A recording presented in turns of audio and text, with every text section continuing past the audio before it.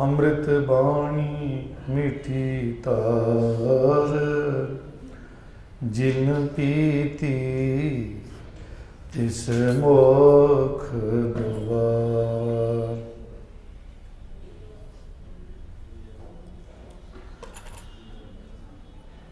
दो सौ 51 अंग्रेजी 251 251। गुरु गरीब नवाज धन धन साहिब श्री गुरु अर्जन देव महाराज, जिन्हां दी ये पावन पवित्र रचना 52 अखरी गोड़ी राग दे अंदर अखरां दे राहीं गुरु पातशाह ने अध्यात्मक ज्ञान बख्शे। कल तक आपां 4 पौड़ियां दी विचार सांझी कीती है। 5 नंबर पौड़ी नाल सलोक गुरु पातशाह बख्श रहे ने। आओ इहदी सांझ पाइए। इस पौड़ी ते सलोक च गुरु साहब ने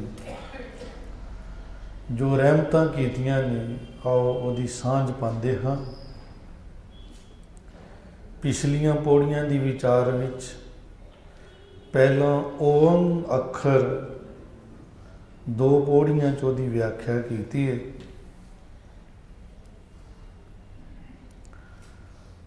पहले ओम साध सतगुरु, फिर ओम गुरमुख कीओ आकारा, फिर सस्से अखर दे राहीं उस सर्वशक्तिमान परमात्मा की गल कीती है भी उस तो भिन्न कोई नहीं, वही सब जगह करदा ते करवांदा है। उस तो बाद धद्दे अखर तो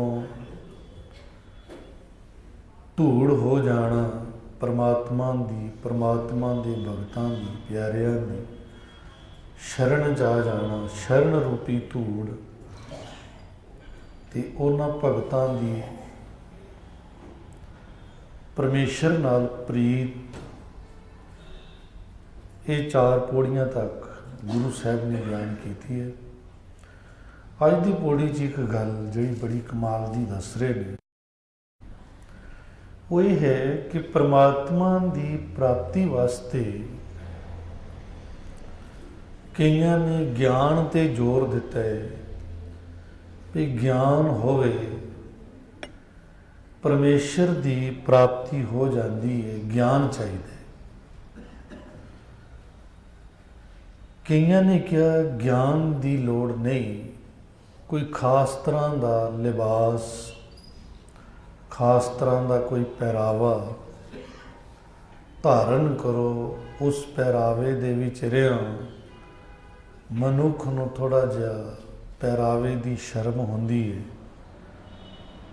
ते उहदे नाल रब की प्राप्ति हो जाएगी। किसी ने कहा नहीं, कोई खास तरह का मंत्र, कोई खास तरह का जाप जपिया परमात्मा की प्राप्ति हो जाती है। जिसनों भी असी भगत कहांगे, ज्ञानी कहांगे, उसकी आखिर की निशानी होवेगी, किवें वो ज्ञानी भगत बनता है। इहदे उत्ते संसार के धर्मां ने, अनेक मत मतांतर ने जो अपने अपने विचार दे रहे हैं। तो गुरु साहब इत्थे एक गल समझा रहे हैं, क्योंकि पिछे जिहड़ी गल चली है वो चली है रब की गल चली है, फिर गुरु की गल चली है, फिर भगतां की गल चली है, उहदे प्यारियां की गल चली है। उस तो अगे गल ये कह रहे हैं भी उहदे प्यारे बनने वास्ते की करना चाहिए। इहदे उत्ते एक सांझ है, तो आओ इस सांझ का दर्शन करते हैं। इस पौड़ी के अंदर पंजाबी वर्णमाला का एक अखर है जिन्हों नंगा अखर कहा है। नंगा आम बंदा इस अखर ਨੂੰ उचारण नहीं कर सकता। ये अखर हिंदी च भी नहीं है, ये अखर उर्दू च भी शायद नहीं है। ये पंजाबी च अखर है जिहदे नाल बिंदी भी लगती है, नक चों भी बोलिया जाता है और जबान जिहड़ी है तालू दे नाल टच होके बोलदी। ङ अद्धी थले अद्धी उपर। एक लफज है ज्ञान। गुरबाणी विच ज्ञान की स्पैलिंग दो तरह की है, एक तो गगे नाल है ज्ञान, एक ङे नाल है ज्ञान। चाहे ज्ञान होवे चाहे ज्ञान होवे, उचारण जिहड़ा है ये दो तरह का है, ज्ञानी ज्ञानी। उचारण इन्हां दा इस तरह होएगा पर मीनिंग इन्हां दा एक ही। एक गल होर, पुरातन समय उचारण ज्ञान ही सी, ज्ञान ज्ञानी। ये ङ अखर इतना अलोप हो गया, हुण इहदा उचारण नहीं रहा, पर गुरबाणी च इहदा उचारण है। आम इहदा उचारण नहीं रहा। ङे दी थां गगे ने मान ली, इसलिए उन्हें ज्ञान रह गया। ङ अखर आम उचारण च नहीं होता। कई बारी पंजाबी सिखाउण दा दास नूं मौका मिलिया, उहदे च मैं एक चीज़ नोट की कि ङ अखर उचारण दे विच किसी नूं आंदा ही नहीं है। जो ङ उचारो, बच्चे नहीं कढ़ ही नहीं पाते ङ अखर। इस साउंड नूं अपने अंदरों कढ़ना उन्होंने मुश्किल होती, इसलिए उन्होंने फिर कहा जाता है तुसी अंगा बोल लो। अंगा पे ङ बोल नहीं पा रहे, की करिए? फिर ङ ते लटके रहो। उन्होंने फिर कहा जाता है अंगा बोल लो, और अंगा भी कई नहीं बोल पाते हैं, पर लफज तो ङ है। इस ङे अखर दे नाल जिहड़ा लफज बनता है वह है ज्ञान, जिसनों अज की भाषा च कहते हैं ज्ञान। गगे ने जगह ले ली। ज्ञान की है, ये उत्ते ङ अखर कुछ कहता है, यदी सांझ गुरु साहब पा रहे। पहले सलोक पढ़ते हैं। सलोक अनिक भेख अर ज्ञान ध्यान, मन हठ मिलियो ना कोय। अनिक दा सीधा जिहा मतलब है अनेकां। कोई भेख धारण कर ले, भेख मने ए लिबास, ए कपड़े, ऐदां दा रहन सहन। एक कहता ए कपड़े पाओ, दूजा कहता बिल्कुल कपड़े ना पाओ, नगन रहो, ये भी लिबास ही होया। ना वो बहुते कपड़े पाने नाल मिलता है, ना वो कोई खास तरह के कपड़े पाने नाल मिलता है, ना वो किसी खास कलर के कपड़े पाने नाल मिलता है, तो ना वो नंगेरिया मिलता है। उसका संबंध नगनता नाल भी नहीं है, उसका संबंध किसी कपड़ियां नाल भी नहीं है। तो भेख, किसी भेख च रब की खुशी नहीं ली जा सकती।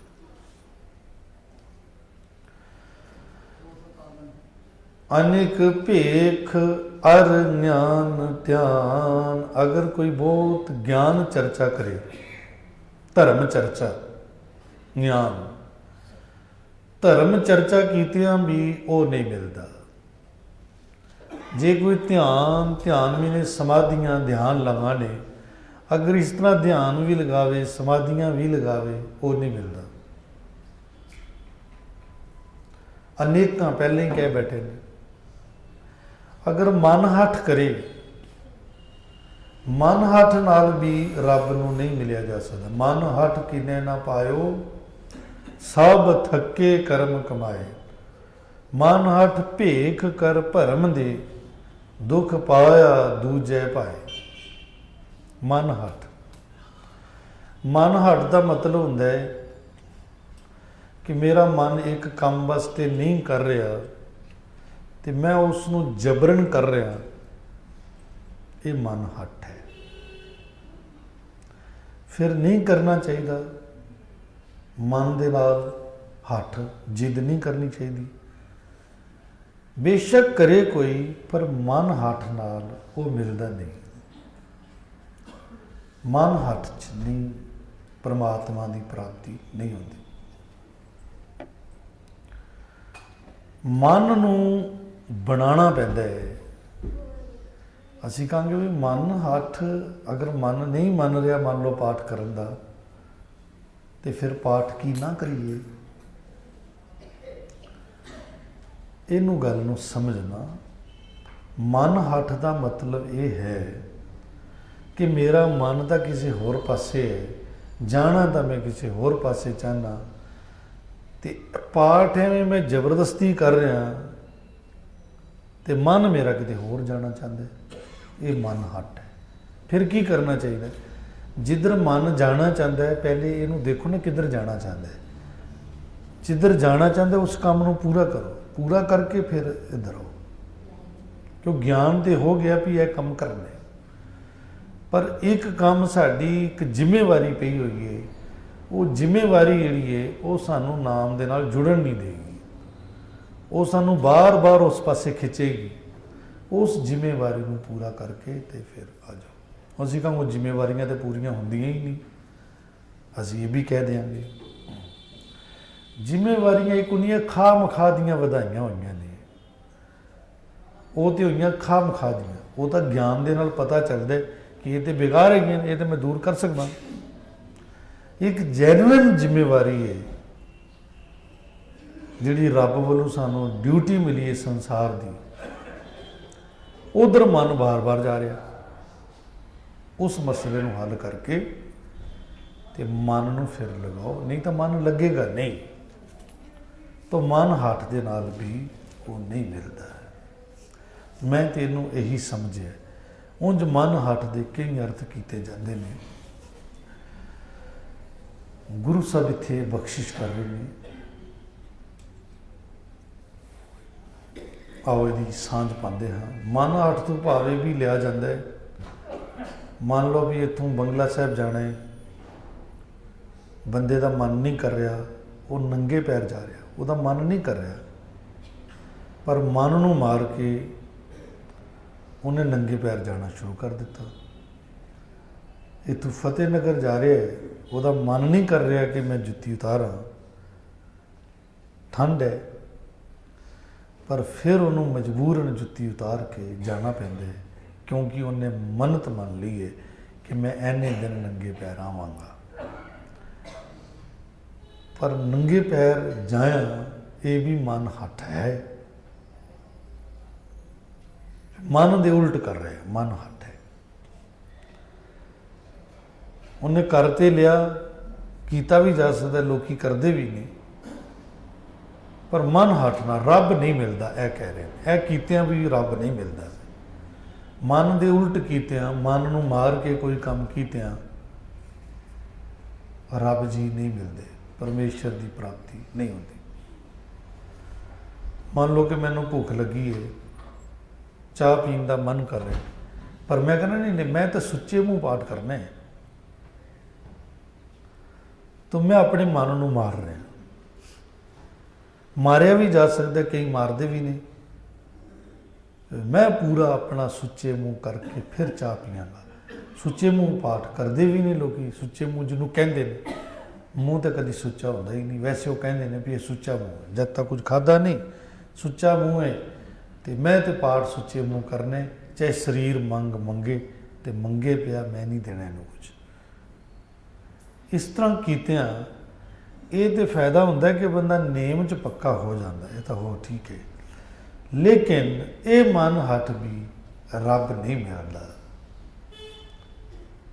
रब इन्नी जल्दी पसीजदा नहीं, क्योंकि रब ज्ञानवान हस्ती है। रब की प्रसन्नता खुशी इन्हां चों कोई भी कर्म जिहड़ा है उहदे तक नहीं पहुँचा सकता। आओ इहदा ही दर्शन करवा रहे हैं। ਭੇਖ, ਗਿਆਨ, ਧਿਆਨ ਤੇ ਬਾਕੀ ਸਾਰਿਆਂ 'ਚ ਆ ਗਿਆ ਮਨ, ਹੱਠ। ਇਹ ਅਨੇਕ ਤਰ੍ਹਾਂ ਦੀਆਂ ਕਿਰਿਆਵਾਂ, ਇਹਨਾਂ ਸਾਰੀਆਂ ਕੁਝ ਗਿਣ ਕੇ ਸਾਰੀਆਂ ਗਿਣ ਦਿੱਤੀਆਂ ਵੀ ਇਹਨਾਂ ਕਿਰਿਆਵਾਂ 'ਚੋਂ ਕੋਈ ਵੀ ਕਿਰਿਆ ਕਰ ਲੇ ਕੋਈ, ਉਹਨੂੰ ਰੱਬ ਨਹੀਂ ਮਿਲਦਾ। ਅਨੇਕ ਭੇਖ ਅਰ ਗਿਆਨ ਧਿਆਨ ਮਨ ਹੱਠ ਮਿਲਿਓ ਨਾ ਕੋਈ। ਹੁਣ ਅਸੀਂ ਕਹਾਂਗੇ ਜੀ ਅਸੀਂ ਫਿਰ ਉਹ ਮਨ ਹੱਠ ਨਾ ਕਰੀਏ, ਭੇਖ ਨਾ ਧਾਰਨ ਕਰੀਏ, ਕਿ ਗਿਆਨ ਧਿਆਨ ਨਾ ਕਰੀਏ। ਨਾ ਕਰਨ ਤੋਂ ਭਾਵ ਨਹੀਂ ਕਹਿ ਰਹੇ ਗੁਰੂ ਸਾਹਿਬ ਵੀ ਕਰੋ ਨਾ ਕਰੋ, ਇਹ ਗੱਲ ਨਹੀਂ ਹੈ। ਕਹਿੰਦੇ ਕਰੋ ਭਾਵੇਂ ਨਾ ਕਰੋ, ਪਰ ਇਹਦੇ ਨਾਲ ਮਿਲਦਾ ਨਹੀਂ ਹੈ ਉਹ, ਇਹ ਗੱਲ ਕਹਿ ਰਹੇ। ਕੋ ਨਾਨਕ ਕਿਰਪਾ ਪਈ ਭਗਤ ਗਿਆਨੀ ਸੋਏ। ਇੱਥੇ ਗੱਲ ਮੁਕਾਈਏ। ਨਾਨਕ ਕਹਿ ਰਹੇ ਨੇ, ਕਹੋ ਨਾਨਕ, ਨਾਨਕ ਜੀ ਕਹਿ ਰਹੇ ਨੇ ਕਿ ਜਿਨ੍ਹਾਂ ਉੱਤੇ ਕਿਰਪਾ ਹੋ ਗਈ ਪਰਮਾਤਮਾ ਦੀ, ਉਹੀ ਭਗਤ ਹੈ, ਉਹੀ ਗਿਆਨੀ ਹੈ।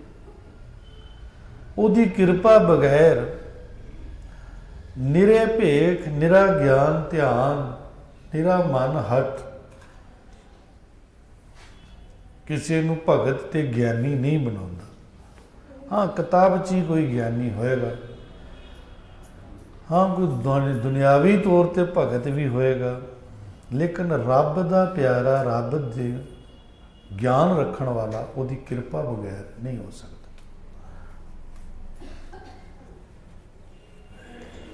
ਹੁਣ ਇੱਥੇ ਕੀ ਕਹੀਏ ਕਿ ਉਹਦੀ ਕਿਰਪਾ ਹੋਵੇਗੀ ਤਾਂ ਨਿਤਨੇਮ ਕਰਾਂਗੇ, ਉਹਦੀ ਕਿਰਪਾ ਹੋਵੇਗੀ ਤਾਂ ਸਤਸੰਗ ਕਰਾਂਗੇ। ਇੱਥੇ ਇਹ ਮਤਲਬ ਨਹੀਂ ਹੈ।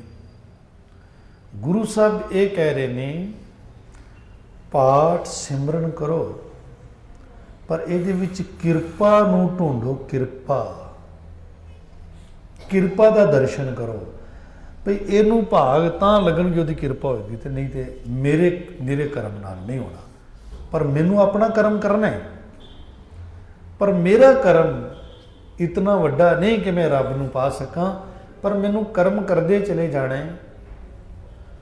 ਕਿਰਪਾ ਵਾਹਿਗੁਰੂ ਨੇ ਕਰਨੀ ਹੈ, ਆਪ ਮਿਹਰ ਕਰਨੀ ਹੈ। ਅਗਰ ਉਹਨੇ ਇਸ ਪਾਸੇ ਲਾਇਆ ਮੈਨੂੰ ਤਾਂ ਇਹ ਵੀ ਕਿਰਪਾ ਹੈ,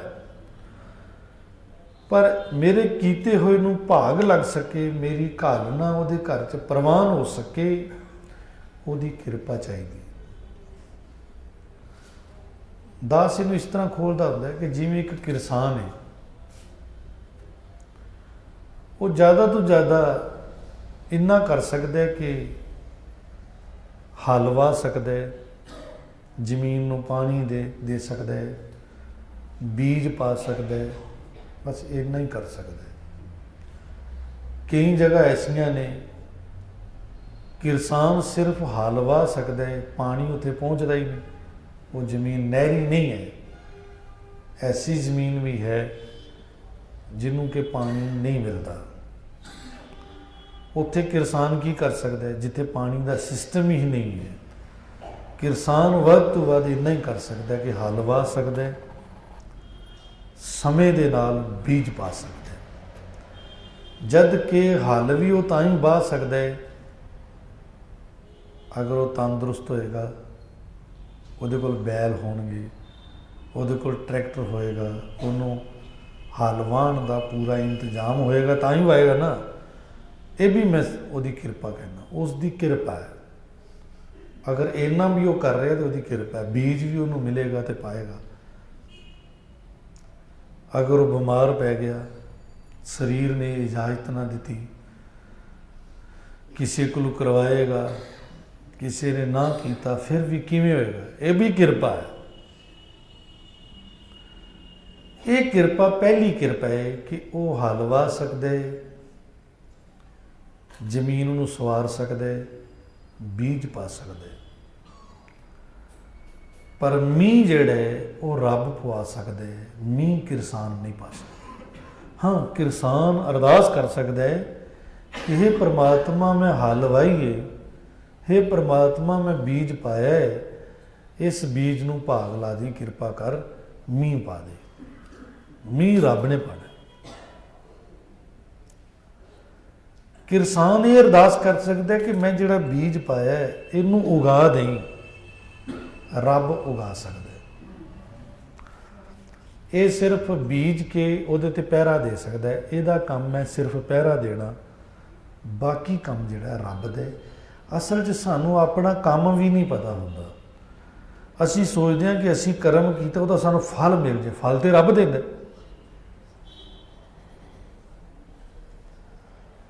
असी तो सिर्फ इन्नी उसकी कृपा समझनी है कि सानू उन्हें कर्म करन दा मौका दिता। कर्म तो बीज है, सानू उन्हें धरती दी है। धरती है, कईयां कोल धरती भी नहीं हैगी। शरीर धरती है जिहदे च असी बीज बो रहे हैं। इसलिए श्री कृष्ण ने कहा फल की इच्छा मत कर अर्जुन, फल की इच्छा नहीं करनी है, तू कर्म की इच्छा करनी। कर्म कर, कर्म योगी बन।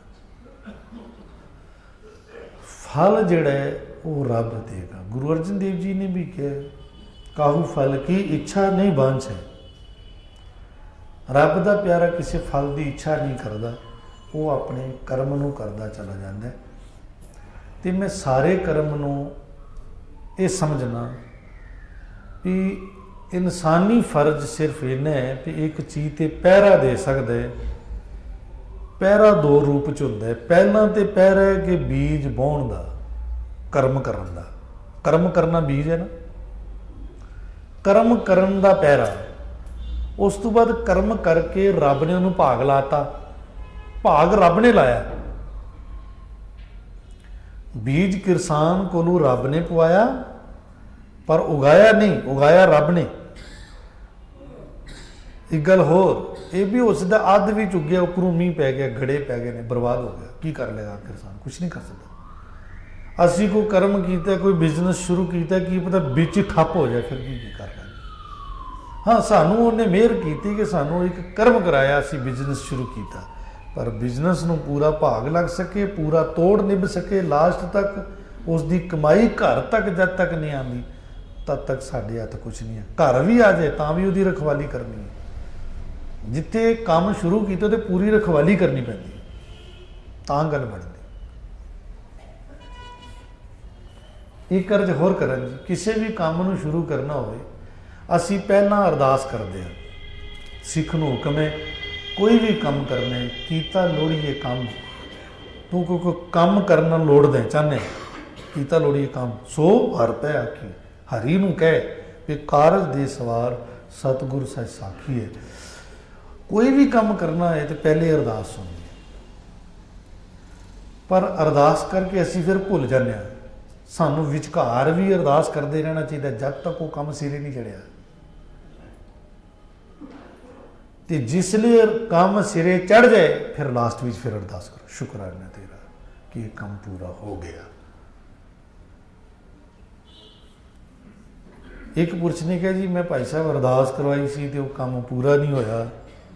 मैं कहते तो मेरा की कसूर है, मैं रब थोड़ी है। कहते तुसी अरदास की सी, तो मैं क्या मैं अरदास की थी, मैं थोड़ी कह सी कि मैं अरदास तेरी करांगा तो पूरी सिरे चढ़ ही जाएगी।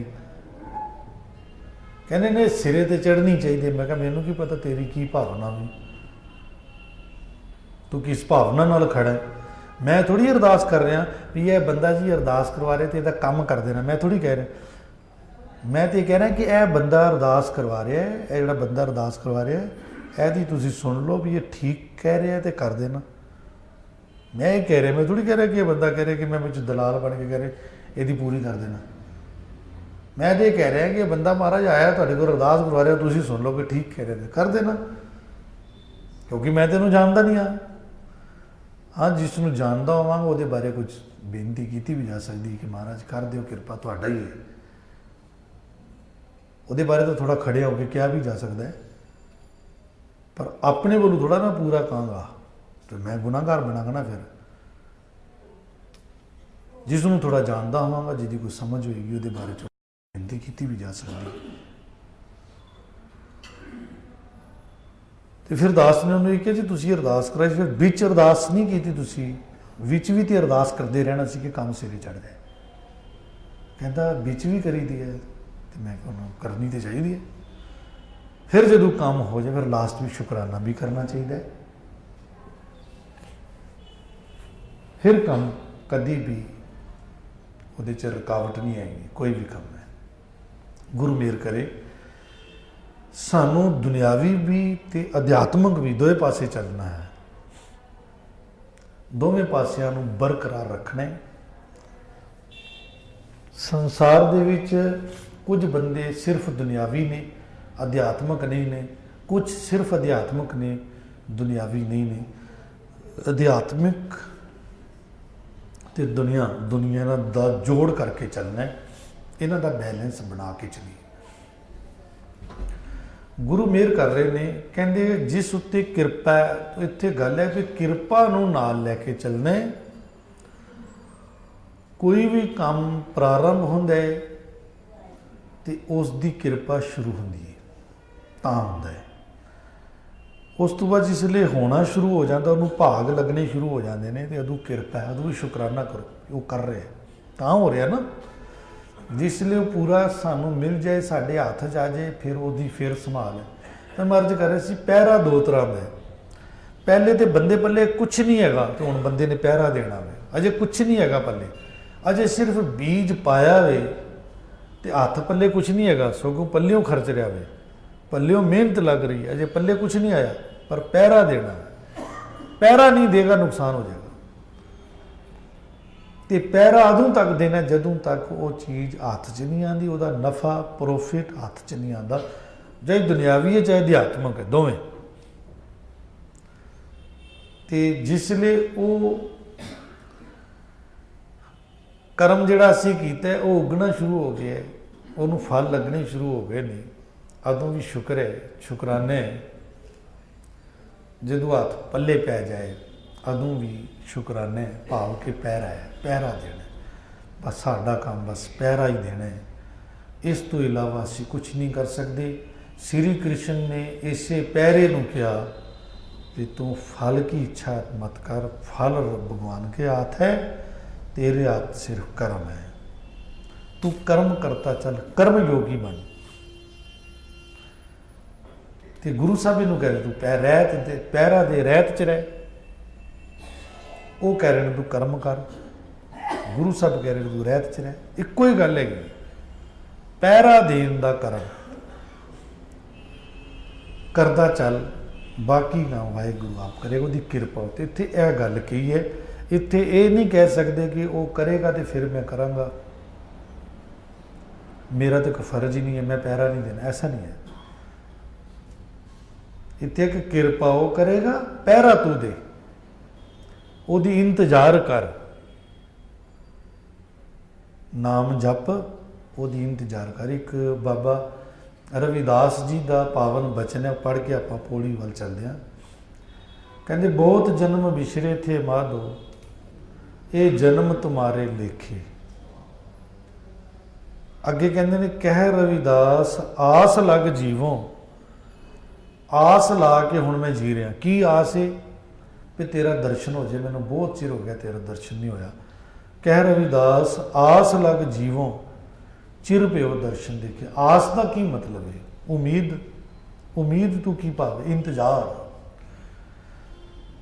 मैं भगती शुरू की, वो पहरा देना शुरू करता, भगती तो पहरा दे रहा कि भगती ठीक चल रही है, कोई विषय विकार मेरे ते अटैक ना करे, काम क्रोध लोभ हंकार ना जूझता चला जा रहा, तो नाम जपदा चला जा रहा। दो ही काम ने, नाम जपना तो रहत रखनी, रहत का पहरा, नाम का पहरा।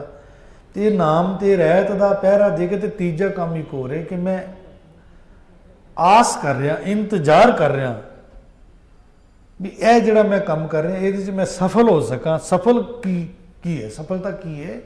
सफलता वे ओदा दर्शन, ओदे दर्शना तक पहुँचना है। यह वे सारी किरपा ते कर्म इकट्ठा चलता है। कहते असल ज्ञानी वो है जिसने ये प्राप्ति कर ली है। असल भगत वही भगत है जिसने, जिस दे कर्म नूं भाग लग गया है। चाहे वो किसी उन्हें भेख धारण किया सी, चाहे वो ज्ञान ध्यान सी, चाहे मन हट सी, इन्हां विच चाहे कुछ भी सी, उहदी किरपा चाहिए है। असल च किरपा उहदी, उहदा नाम ही किरपा है। अगे चलिए जी पौड़ी। गंगा ज्ञान नहीं मुख बातों, गंगा अखर कहता है कि खाली मूँह दियां गल्लां नाल ज्ञान नहीं होता। खाली मूँह दियां गल्लां, कथनी ਇਹ ਕਥਨੀ ਜਿਹੜੀ ਹੈ ਨਾ, ਕਥਨੀ, ਇਸ ਕਥਨੀ ਨੂੰ ਗਿਆਨ ਨਹੀਂ ਕਹਿੰਦੇ। ਅਨੇਕ ਜੁਗਤ ਸ਼ਾਸਤਰ ਕਰ ਭੰਤੋਂ, ਅਨੇਕਾਂ ਜੁਗਤੀਆਂ, ਜੁਗਤੀਆਂ ਦੇ ਤਰੀਕੇ, ਅਨੇਕਾਂ ਤਰੀਕੇ ਸ਼ਾਸਤਰਾਂ ਦੇ ਭਾਂਤ ਭਾਂਤ ਦੇ ਕਰ ਲਏ ਕੋਈ, ਉਹ ਵੀ ਗਿਆਨ ਨਹੀਂ ਕਹਿਲਾਂਦਾ। ਅਨੇਕ ਜੁਗਤ ਸ਼ਾਸਤਰ ਕਰ ਭਾਂਤੋਂ, ਭਾਂਤੋਂ ਦਾ ਭਾਂਤ ਭਾਂਤ ਦੇ, ਕਈ ਤਰ੍ਹਾਂ ਦੇ, ਅਨੇਕਾਂ ਜੁਗਤੀਆਂ, ਕਈ ਤਰ੍ਹਾਂ ਦੀਆਂ ਭਾਂਤ ਭਾਂਤ ਦੀਆਂ ਸ਼ਾਸਤਰਾਂ ਦੀਆਂ। ਸ਼ਾਸਤਰ ਮੀਨਸ ਖਾਲੀ ਉਹ ਪੰਡਤਾਂ ਵਾਲੇ 6 ਸ਼ਾਸਤਰ ਜਿਹੜੇ ਦੱਸੇ ਨੇ ਸਨਾਤਨੀ ਮੱਤ 'ਚ, ਖਾਲੀ ਉਹਨਾਂ ਸ਼ਾਸਤਰਾਂ ਦੀ ਗੱਲ ਨਹੀਂ। ਸ਼ਾਸਤਰ ਦਾ ਮਤਲਬ ਕੋਈ ਵੀ ਸ਼ਾਸਤਰ, ਸ੍ਰੀ ਗੁਰੂ ਗ੍ਰੰਥ ਸਾਹਿਬ ਜੀ ਵੀ ਮਹਾਨ ਸ਼ਾਸਤਰ ਹਨ, ਹੋਰ ਵੀ ਧਰਮ ਗ੍ਰੰਥ ਜਿੰਨੇ ਨੇ ਸਾਰੇ ਸ਼ਾਸਤਰ ਹਨ। ਅਨਕ ਜੁਗਤ, ਅਨੇਕਾਂ ਜੁਗਤੀਆਂ ਢੰਗ, ਭਾਂਤ ਭਾਂਤ ਦੇ ਕੋਈ ਸ਼ਾਸਤਰਾਂ ਦੇ ਵੀ ਕਰ ਲਏ ਤੇ ਉਹਨੂੰ ਵੀ ਗਿਆਨ ਨਹੀਂ ਕਹਿੰਦੇ। ਖਾਲੀ ਬਾਣੀ ਨੂੰ ਯਾਦ ਕਰ ਲੈਣਾ, ਉਹਦੀ ਵਿਆਖਿਆ ਕਰ ਲੈਣੀ, ਉਹਦੀ ਵਿਆਖਿਆ ਸੁਣ ਲੈਣੀ, ਇਹ ਵੀ ਕੋਈ ਗਿਆਨ ਨਹੀਂ ਕਹਿਲਾਂਦਾ। ਗਿਆਨੀ ਸੋ ਜਾ ਕੇ ਦ੍ਰਿੜ ਸੋ, ਗਿਆਨੀ ਉਹ ਹੈ ਜਾ ਕੇ ਦ੍ਰਿੜ ਸੋ, ਜਿਹਦੇ ਅੰਦਰ ਉਹ ਮਾਲਕ ਸੋ ਬਣੇ, ਉਹ ਦ੍ਰਿੜ ਹੋ ਗਿਆ, ਪੱਕਾ ਹੋ ਗਿਆ ਪਰਮਾਤਮਾ ਦਾ ਨਾਮ, ਪਰਮਾਤਮਾ ਦੀ ਯਾਦ ਜਿਹਦੇ ਅੰਦਰ ਦ੍ਰਿੜ ਹੋ ਗਈ ਹੈ, ਪੱਕੀ ਹੋ ਗਈ ਹੈ।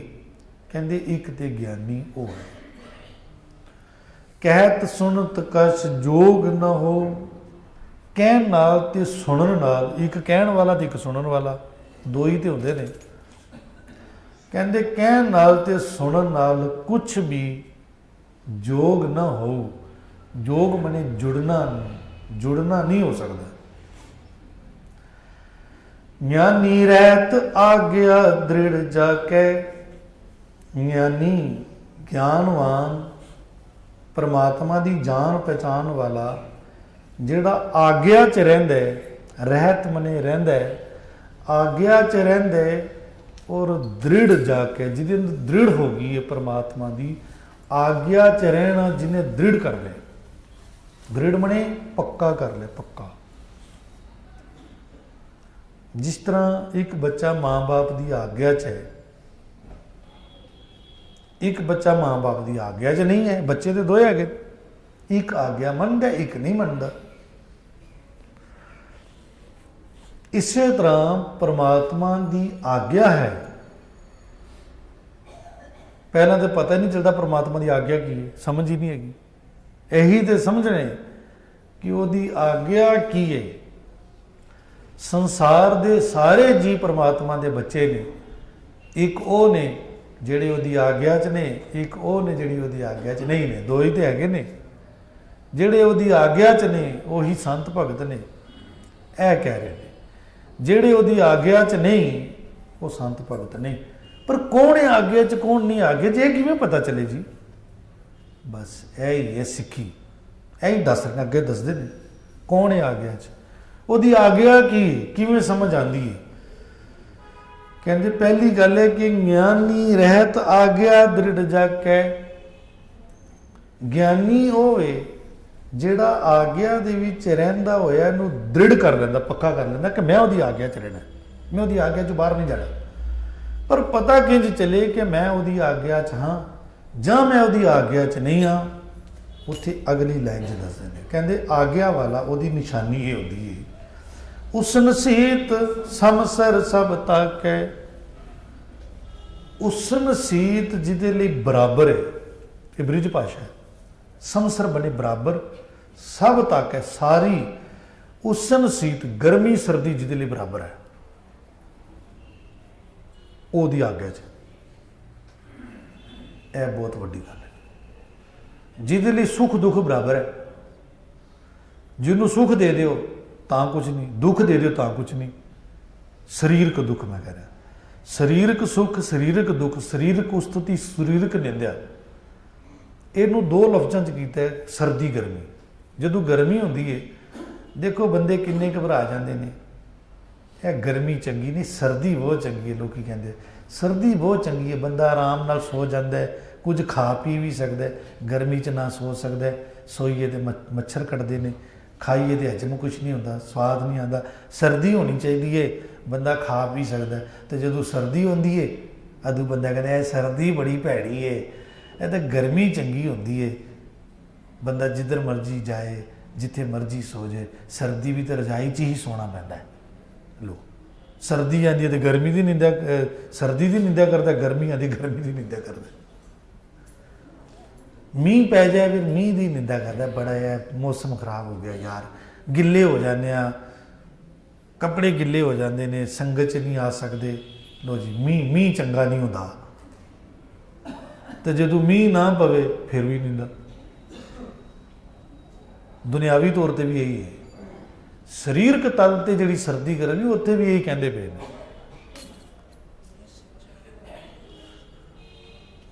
कहते हैं ये दोवां दे जिहड़ा विचकार चलता है ना वो भगत है। लो ए जी आग्या का मतलब है जिहदा बैलेंस नहीं बिगड़ता, जिन्हों दुख दिओ तो दुखी नहीं होता, जिन्हों सुख दिओ तो सुखी भी नहीं होता, ना वो सुख च सुखी होता ना वो दुख च दुखी होता। जिहदी उस्तत करो तो खुश नहीं होता, निंदा करो तो डामाडोल नहीं होता, उन्होंने इज्जत दिओ तो चोड़ा नहीं होता कि मैनू बड़ी इज्जत मिल गई, मैं वड्डा हो गया। तो उसकी बेइज्जती करो तो भी उन्होंने कुछ नहीं होता। दोवें हालतों च वो आनंद च रहिंदा है। एक कर्ज होर कर, सुख के मुकाबले च दुख है, दुख के मुकाबले च सुख है, दोवें एक दूसरे के ओपोजिट ने, और यही जीवन च वापरते हैं। की होता है जब सुख वापरता जब दुख वापरता है। ये अनेक रूप ने। अमीरी गरीबी, जिहदे उत्ते अमीरी गरीबी का कोई असर ना होए, अमीरी होवे तां कोई असर नहीं, गरीबी होवे तां कोई असर नहीं, दोवां हालतां च मन बराबर है।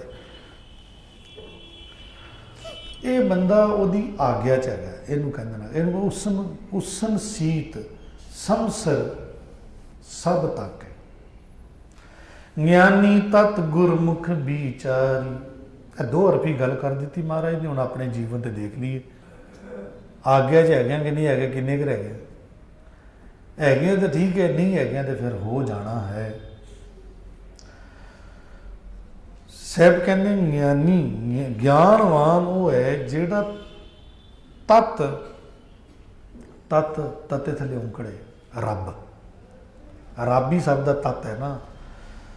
कहते वो तत् गुरु दे राही जिसकी विचार करता, उस तत् की रब के गुणों की विचार करता, परमात्मा के गुणों की विचार गुरु दे राही करता है। नानक जान को कृपा तारी, पर कर भी हो सकता है जिस उत्ते वाहिगुरु ने कृपा की है। आओ इन्होंने एक बार पढ़ लीए। श्लोक अनेक भेख अर ज्ञान ध्यान, मन हट मिलियो न कोई, को नानक कृपा भई भगत ज्ञानी सोए। पौड़ी गंगा ज्ञान नहीं मुख बातों, अनेक जुगत शास्त्र कर भांतों, ज्ञानी सोए जाकै दृढ़ सो, कहत सुनत कछ जोग न हो। ज्ञानी रहत आज्ञा दृढ़ जाकै, उसन सीत समसर सब ताकै। ज्ञानी तत् गुरमुख विचारी, नानक जान को कृपा धारी। वाहिगुरू जी का खालसा, वाहिगुरू जी की फतेह।